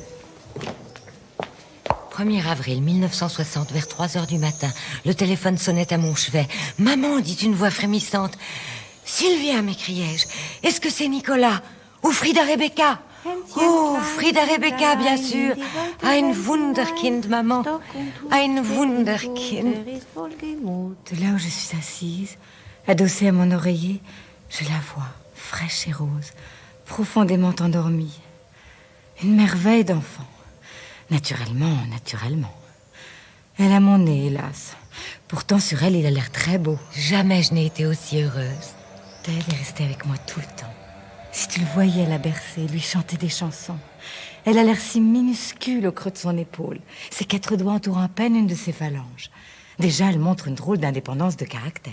Les choses paraissent plus calmes maintenant que le bébé est là. Ted aura un bureau et une tranquillité complète dès que j'aurai retrouvé mes forces et que je serai d'attaque pour le bébé et le ménage. Chère maman, je viens de traverser une période très fatigante. Au moment douloureux et déprimant où j'ai essayé de me remettre à écrire après un long silence. Il m'est arrivé quelque chose d'étrange ce matin. Je me promenais avec le bébé. Il faisait trop froid, il y avait trop de vent pour aller loin. À moitié rêvassant, j'ai laissé mes pas me conduire dans une rue que je n'avais jamais prise auparavant. Vue, maison à vendre. 41 rue Fitzroy. La rue où Yeats a vécu. Mais j'étais si excitée que je suis rentrée à la maison en courant pour appeler Ted. Naturellement, j'imaginais déjà un bureau dans le grenier pour Ted, un bureau pour moi, une chambre d'amis pour toi. Ted hésite bien plus que moi à s'engager. Je répugne à compromettre le travail de... Ted? Je songe à trouver un emploi pour moi si Ted? voulait bien donner son repas de midi au bébé. À propos, Ted? veut vraiment préparer une licence de zoologie. Job auquel il pourrait se consacrer à fond. Pas du travail de bureau littéraire chic ou l'enseignement de l'anglais qui le rendrait malheureux. Tu as des idées ou des suggestions? Je me suis mise à travailler dur pour écrire de la fiction pour magazines féminins. J'ai aussi un agent littéraire excellent et dynamique. Quand j'aurai des récits acceptés ici, ils enverront ce qui est suffisamment bon au Saturday Evening Post, etc. Je suis très émue parce que j'ai l'impression que les bébés sont un stimulant pour écrire. Dès que je commencerai à vendre, je pourrais me payer une babysitter à mi-temps pour faire les corvées. Ce que tu pourrais faire de plus merveilleux pour nous, ce serait de venir habiter ici avec Frida, pendant que Ted et moi prendrions en France nos premières vacances. Avec les Merwin. À cette époque, Ted disposait d'un bureau chez des amis où il pouvait travailler dans le calme. Sylvia aussi y travaillait, au manuscrit de son premier roman, autobiographique, La cloche de détresse à mon insu. Chère maman, Je travaille comme une enragée dans le bureau des Merwin parce qu'ils rentrent chez eux à la fin mai et je veux beaucoup avancer d'ici là. Je me rends compte que la clé du bonheur, c'est d'avoir 4 ou 5 heures entièrement libres et ininterrompues pour écrire. Dès le matin, avant tout le reste. Pas de téléphone, personne qui sonne à la porte, pas de bébé. J'essaye d'écrire la plus grosse partie avant ton arrivée, mais même si j'ai encore à travailler le matin, nous aurons le reste de la journée ensemble. Je crois que ce sera beaucoup plus confortable pour toi chez les Merwin. Je suis allée les voir en juillet 1961 et je suis restée avec Frida pendant que Sylvia et Ted prenaient leurs vacances en France. Sylvia était de nouveau enceinte et il leur tardait de s'installer dans une maison à eux. Cher Warren, eh bien voilà, ils sont partis tous les deux pour le Devon. 5 heures de voyage en voiture. Depuis le printemps, ils se faisaient envoyer par des agences des listes de maisons à visiter. Ils ont choisi d'en voir 8. C'est une demeure ancienne. Oui! Propriété de Sir et Lady Arundel. Eh bien, maman, tu me le seras. D'après la description de Sylvie, la maison de maître comprend 9 pièces 9 pièces qui donnent sur une grande pelouse, un toit de chaume authentiques et un pavillon. qui a grand besoin de réparation. J'aimerais beaucoup le voir, mais Sylvia et Ted sont très contents. Je le sens que la distance m'en empêche. Ça ne les gênerait pas que tu le vois, mais ils disent que moi, j'y trouverais des défauts qu'ils ont l'intention de faire disparaître. Quelle joie de me mettre à la manger. Et maintenant, tu auras une jolie maison de campagne à ta visite l'été prochain. Merci infiniment. Je t'embrasse très fort. Sylvie. Devon, Grande-Bretagne, septembre 1961.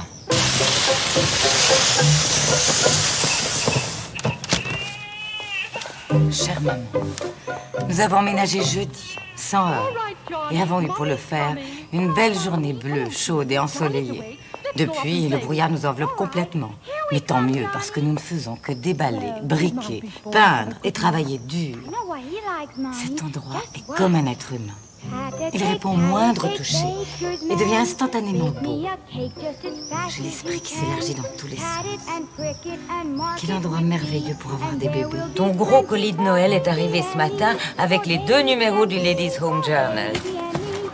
J'adore ça. Elle adore ça.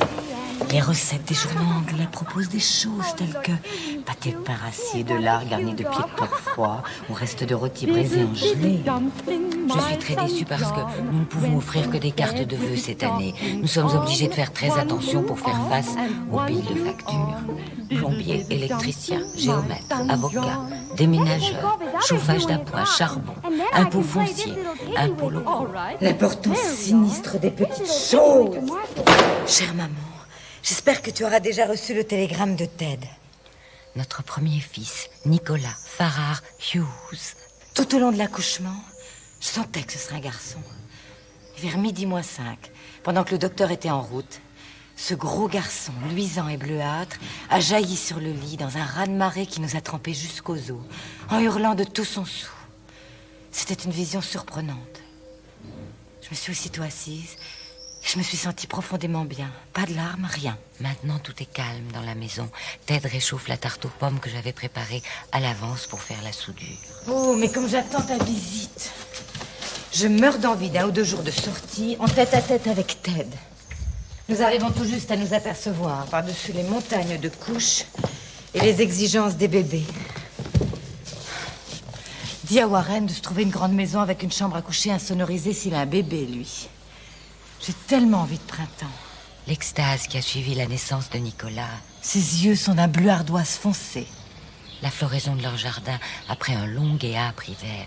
Nos jonquilles et nos narcisses sont magnifiques. J'ai une telle fièvre printanière. Je ne veux plus voir une seule assiette, ni préparer un seul repas de plus. Je meurs d'envie que tu arrives, pour revoir tout ça à travers tes yeux à toi. Tu me manques affreusement depuis le dernier bébé. Et au milieu de tout ça, je n'ai pas dit un seul mot à propos des fiançailles de Warren. Mais comme c'est merveilleux.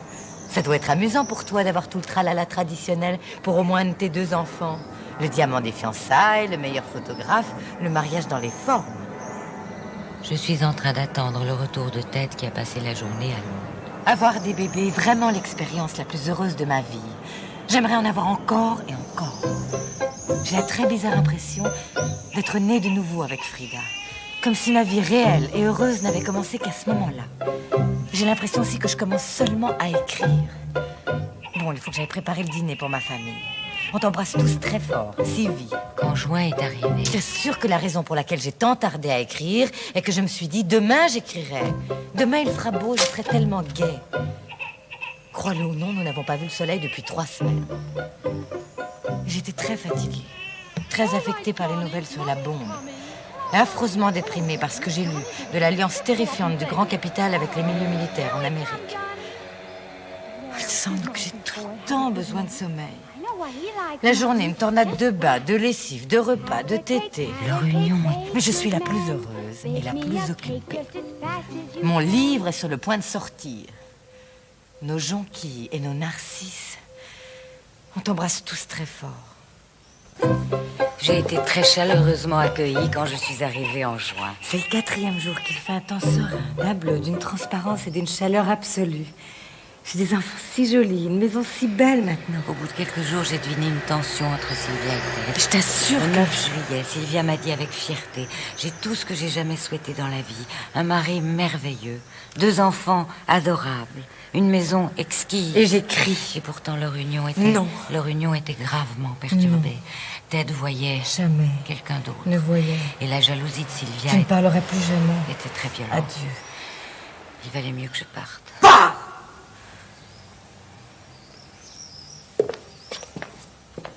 Le 4 août 1962, ils étaient là tous les 4 à attendre que mon train sorte de la gare.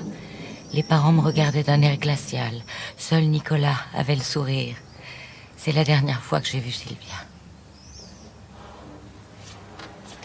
27 août 1962. Je ne crois pas au divorce.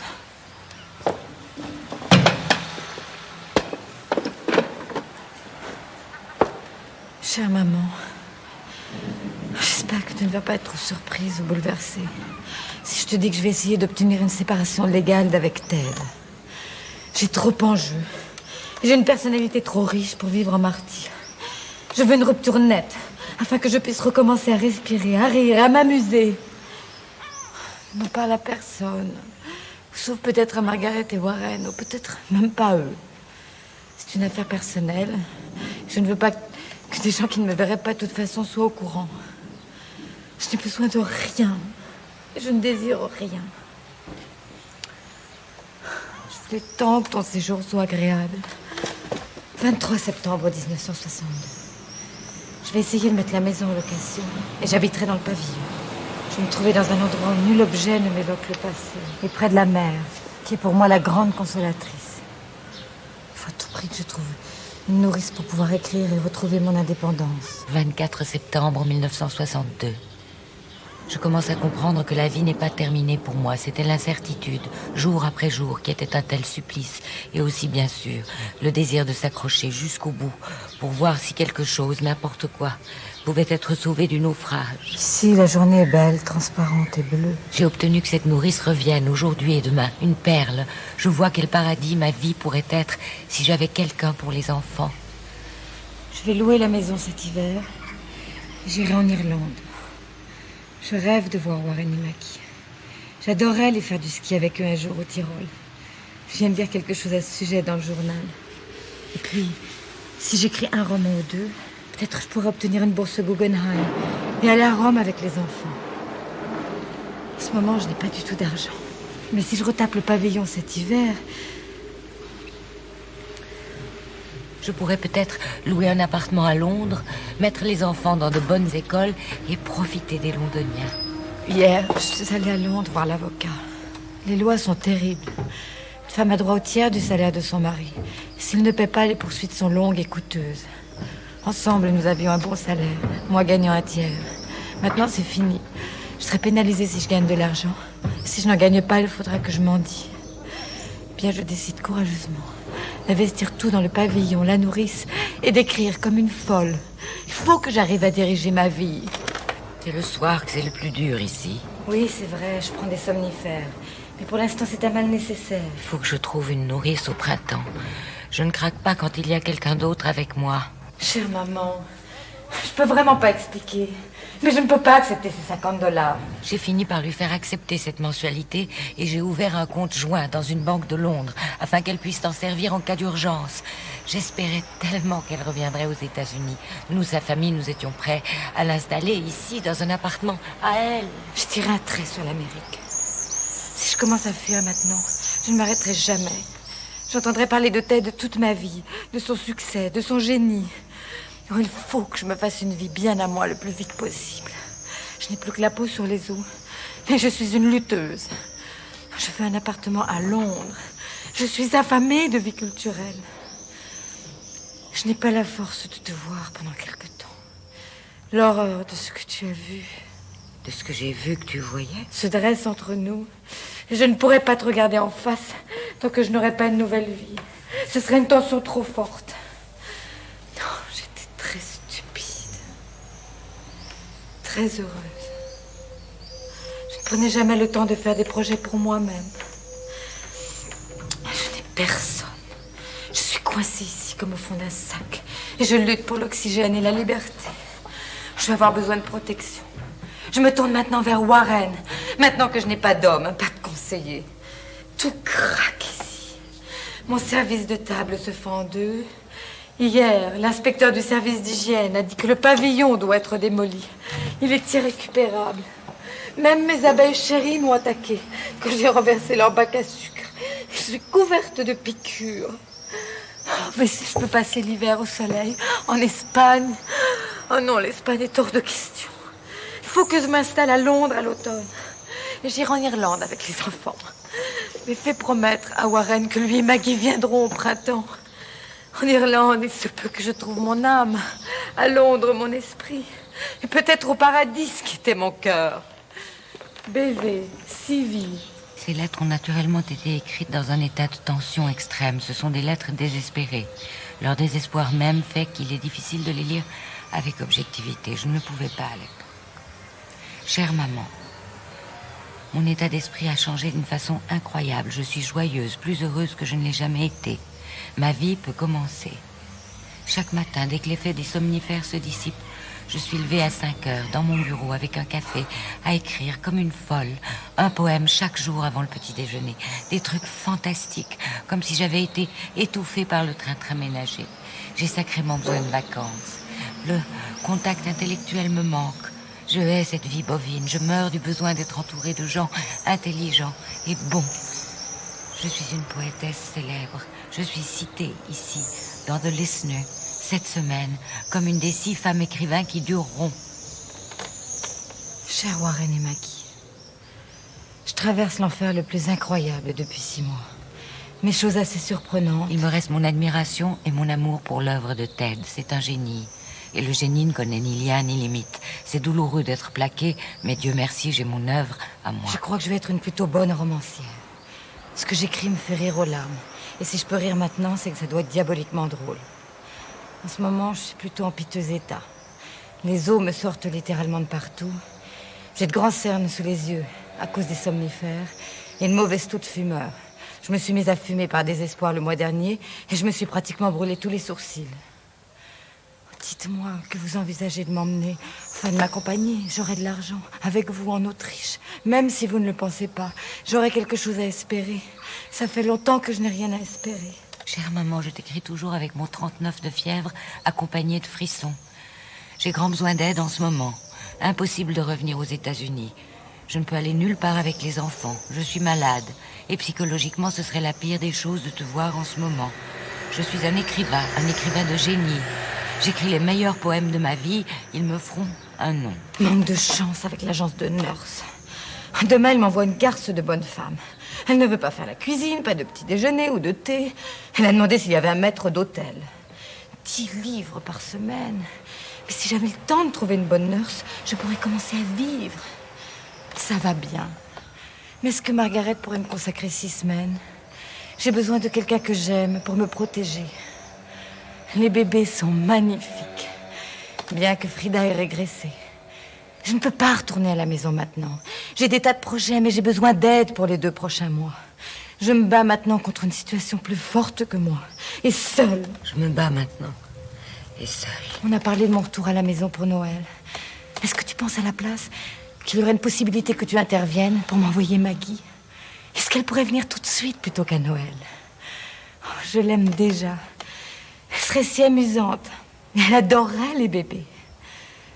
Est-ce que j'ai l'air folle de prendre ou de vouloir prendre la jeune épouse de Warren, rien que pour quelques semaines? Contre une situation plus forte que moi. J'ai besoin de quelqu'un qui vienne de là-bas, quelqu'un qui me défende. J'ai de la fièvre, alors je délire un peu. Mais j'écris de 4 à 8 heures du matin. Des quelques mois qui viennent dépendent de mon avenir et ma santé. Je me bats. L'esprit et l'intellect vont bien. Je me bats. Mais c'est la chair qui est affaiblie et malade. Oh, je vous aime tous. Sylvie. En recevant cette lettre, j'ai télégraphié à Mrs. Winifred Davies, sage-femme et amie de Sylvia. Veuillez voir Sylvia, immédiatement. Trouvez-lui quelqu'un. Salaire payé ici. Winifred, Dieu la bénisse. J'ai passé hier soir avec des nouvelles prometteuses. Une jeune infirmière voisine serait ravie de s'installer chez moi jusqu'à la mi-décembre. Le temps est céleste. Des matins de brouillard, mais ensuite des journées bleues, ensoleillées, sans nuages. J'ai une mauvaise toux, mais je me ferai faire une radio des poumons et examiner les dents. J'écris de très bons poèmes. J'ai besoin de temps pour respirer, de soleil et de remettre un peu de chair sur mes os. J'adore recevoir des lettres et je vis dans leur attente. Cher Warren, je sais exactement ce qu'il me faut, ce dont j'ai besoin et pourquoi je dois écrire. Mais je t'en supplie, essaie de convaincre maman de ceci. Elle s'identifie bien trop à moi. Il faut que tu l'aides à voir que la seule chose saine à faire pour moi est de commencer ma propre vie à l'endroit le plus difficile, ici. De ne pas fuir. Je me bats. Je lui écris de lettres inquiétantes lorsque j'étais désespérée. Mais je t'en supplie, essaie de la convaincre que je suis guérie. Je suis un écrivain et c'est tout ce que je veux faire. Je viens d'avoir mon premier roman accepté. Roman alimentaire. Personne ne doit le lire. N'en parle pas à maman. Cher maman, mais veux-tu arrêter pour l'amour du ciel d'ennuyer cette pauvre Winifred Davies? Elle est bien plus occupée que toi ou moi. Et voit et connaît ma situation bien mieux que toi. Elle est venue hier après-midi. Il m'a parlé d'un certain télégramme que tu lui as envoyé. Alors s'il te plaît, comprends que si je suis vraiment très très reconnaissante pour l'aide financière venant des gens qui ont vraiment de l'argent, je ne veux pas d'allocation mensuelle, et surtout pas venant de toi. La meilleure façon dont tu puisses m'aider, c'est d'économiser ton argent pour ta propre retraite. J'écris un poème chaque matin, de la grande poésie. Et ne me dis surtout pas que le monde a besoin d'histoires gaies. Ce dont la personne qui sort d'Auschwitz a besoin, ce n'est pas qu'on lui dise que les petits oiseaux font encore cuit-cuit, mais la pleine connaissance que quelqu'un d'autre y est allé et connaît le pire. Ça m'aide bien plus d'entendre parler de gens qui ont divorcé et qui vivent un enfer que d'entendre parler de mariage heureux. Laisse le Ladies Room Journal babiller des bêtises là-dessus. Je sais exactement ce que je veux faire et ce dont j'ai besoin. Je suis aimée ici, je crois, malgré mon étrangeté. J'adore les bébés. Je suis vraiment heureuse de les avoir, même s'ils me rendent la vie fantastiquement difficile. Et le pire, c'est que Ted est au sommet de sa gloire, et que tous ses amis... Mais je peux faire face à ça aussi. Chère maman, pardonne mes lettres grincheuses et malades. Je vois maintenant exactement ce qu'il me faut.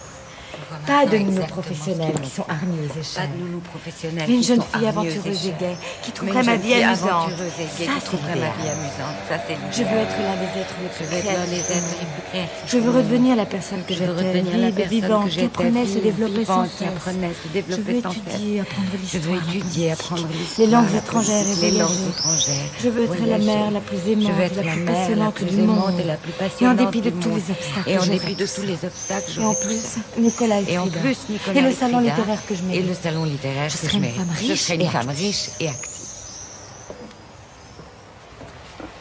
J'ai très envie d'utiliser ton chèque d'anniversaire pour m'acheter une robe. Je vais remonter tous mes ourlets, tous mes vêtements 10 ans. Attends un peu que je débarque à Londres.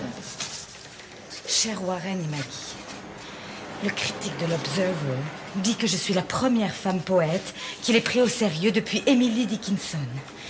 Écoute, est-ce que tu peux vraiment obtenir de maman qu'elle cesse de s'inquiéter autant? Chère maman, mais veux-tu arrêter, s'il te plaît, d'essayer de me faire écrire sur des gens convenables, courageux? Laisse ça au Ladies Room Journal. Je crois à la nécessité de connaître le pire et de l'affronter, et non pas de se le dissimuler.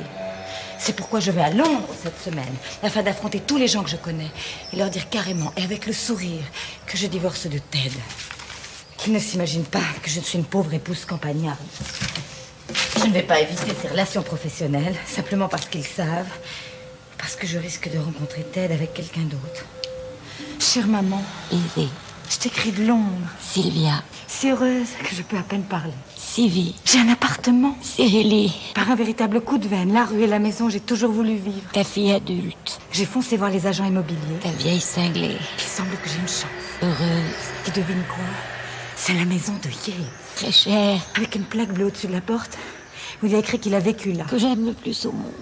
Je vis maintenant chez un couple portugais merveilleux. La fille est une amie de la maîtresse de Ted. Ils voient comment je suis, passionnée par ma vie. Ils sont stupéfaits, comme l'est tout le monde, par mon absence totale de jalousie ou de chagrin. J'ai trouvé un coiffeur fantastique. Coupe, shampoing et mise en pli pour $1,50. Je l'ai pris sur ton chèque. Dans la rue maintenant, les hommes me regardent passer. Les camionneurs sifflent. Je n'en reviens pas. C'est merveilleux de vivre séparé de Ted. L'amour, Je ne vis plus dans son ombre. le plus C'est le paradis qu'on m'aime pour moi-même. absolu. Il se peut même que j'emprunte une table à la maîtresse de Ted pour mon appartement. Maintenant, je serai capable d'être aimable à son égard. Je suis si heureuse. Elle n'a que son job bien payé, sa vanité. Tout le monde veut être écrivain. J'entends. Je suis peut-être pauvre en ce qui concerne le compte en banque, mais je suis tellement plus riche pour tout le reste. Je ne leur envie rien. Oh, il a tout pour lui. Mes bébés. Et mon travail d'écrivain, c'est ma vie. Oh, souhaite-moi bonne chance, Sylvie. En décembre, elle a fermé la grande maison du Devon et elle a déménagé en ville avec les enfants dans la maison que Yates avait habitée. Pendant quelques semaines, elle a réagi avec passion à la vie culturelle de Londres. Puis, pendant plusieurs mois, les pires froids, les pires tempêtes de neige du siècle ont sévi à Londres. Sylvia luttait contre la grippe, les enfants étaient enrhumés, ils toussaient. Quelqu'un qui m'aime. En dépit de cela, elle continuait à écrire. Elle commençait à 7 heures chaque matin, écrivant des poèmes magnifiquement construits, renonçant à son rôle de femme soumise tout en s'attachant dans son mépris de la stérilité à une note triomphante de créativité maternelle. Qu'il soit près de moi la nuit. Elle avait précédemment, et dans un but alimentaire, envoyé le manuscrit de son roman autobiographique à plusieurs éditeurs sous un pseudonyme, espérant par là protéger fermement son anonymat. Les tunnels de ciment qui conduisent à la salle d'électrochoc. Lorsque le roman est paru dans les librairies de Londres, Sylvia était malade, épuisée, accablée par toutes les responsabilités qu'elle assumait seule.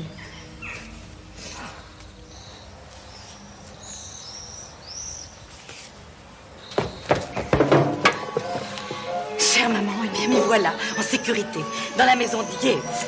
Je peux maintenant dire que je n'ai jamais été aussi heureuse de ma vie. Je reste simplement à penser. Vais-je écrire un poème, câliner un bébé ou peindre un plancher? Tout ça est si amusant, c'est une belle aventure.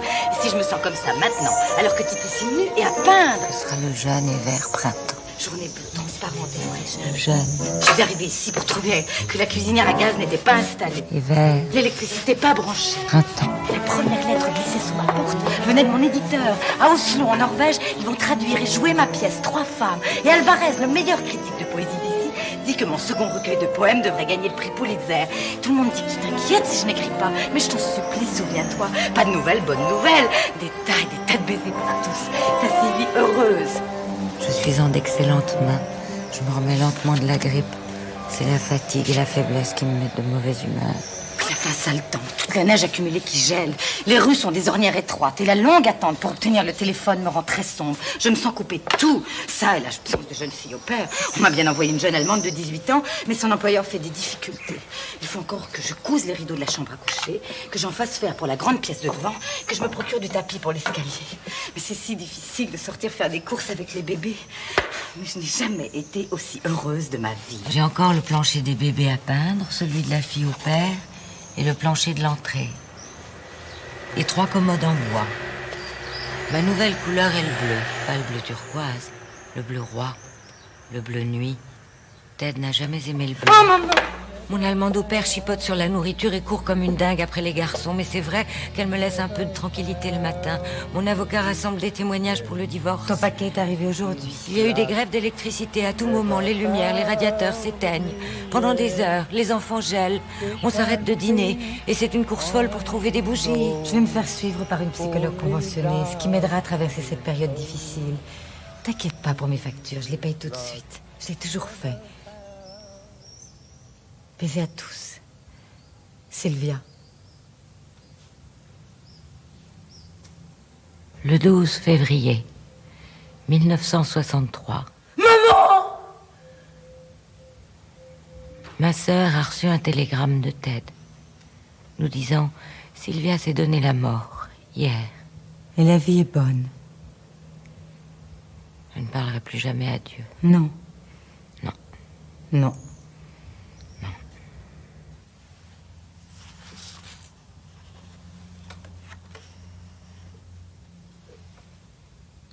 13 novembre 1949. À partir d'aujourd'hui, j'ai décidé de tenir de nouveau un journal, simplement un endroit où je puisse écrire mes pensées et mes opinions quand je dispose d'un moment.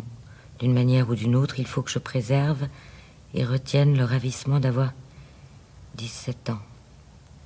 Chaque jour est si précieux, je suis infiniment triste à l'idée de tout ce temps qui fond et s'éloigne de moi à mesure que je grandis. Le moment le plus parfait de ma vie, c'est bien maintenant. Maintenant. Je ne me connais toujours pas moi-même, peut-être ne me connaîtrai-je jamais, mais je me sens libre, dégagée de toute responsabilité. Je peux encore monter dans ma chambre personnelle, où mes dessins sont accrochés au mur et des photos au-dessus de ma commode. Une chambre qui me convient, pas encombrée, paisible. J'adore les lignes calmes des meubles, les 2 bibliothèques remplies de livres de poésie et de contes de fées rescapés de l'enfance. Toute ma vie, je veux être un observateur. Je veux être affecté profondément par la vie, mais jamais être si aveuglé que je ne verrai pas ma part d'existence avec humour sous un jour oblique. J'ai peur de vieillir, j'ai peur de me marier. Épargnez-moi Les 3 repas à préparer chaque jour, épargnez-moi le train-train, la routine implacable. Je veux être libre, libre de connaître les gens et leur milieu, libre d'aller dans les diverses parties du monde. Je veux, je crois, être omnisciente. Je crois que je voudrais qu'on m'appelle la fille qui voulait être Dieu. Peut-être suis-je destinée en réalité à être classée et étiquetée, mais je m'insurge contre ça, je suis moi. J'aime ma chair, mon visage, mes membres. Je me suis construit mentalement une image idéalisée et superbe de moi-même. Cette image, exempte de toute tâche, n'est-elle pas le véritable moi, la véritable perfection? Oh, je relis ce que je viens d'écrire comme cela semble stupide, théâtral. Une certaine couleur de la mer. Jamais, jamais, jamais je n'atteindrai la perfection. Bleu. À laquelle j'aspire de toute mon âme. Un temps viendra où il faudra, finalement, que je me regarde en face. Je redoute les grands choix. Amour. Qui se dessinent dans ma vie. J'ai peur, je suis indécise. La jeune fille. Je n'ai pas la sagesse que je croyais avoir. La plus occupée. Je vois maintenant comme du fond d'une vallée les routes qui s'ouvrent devant moi. La plus heureuse. Mais je n'en vois pas le bout, les conséquences.